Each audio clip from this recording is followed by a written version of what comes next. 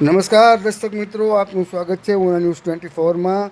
ઉના શહેરના વ્યાજપુર રોડ ઉપરથી એક ખાનગી ટ્રેડિંગ કંપનીની દુકાનમાંથી શંકાસ્પદ ડીઝલનો જથ્થો એલસીબી પોલીસે ઝડપી પાડ્યો છે। જી હા, વાત કરવામાં આવે તો ઉનાના વ્યાજપુર રોડ ઉપર ડીઝલનું વેચાણ પર એલસીબી પોલીસનો દરોડો કર્યો હતો।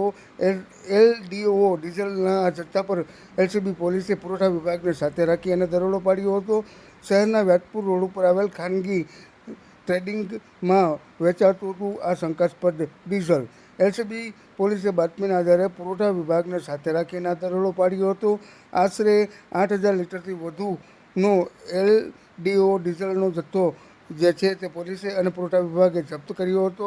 ગેરકાયદેસર ડીઝલનો વેપાર કરનારા ઇસમોમાં પણ ફફડાટ જે છે તે જોવા મળી રહ્યો છે। ત્યારે ખાસ વાત કરવામાં આવે તો એલસીબી પોલીસને સમગ્ર મામલાની એક બાતમી મળી હતી, જેને લઈ અને એલસીબી પોલીસે પુરવઠા વિભાગને સાથે રાખી અને આ રેડ કરી હતી।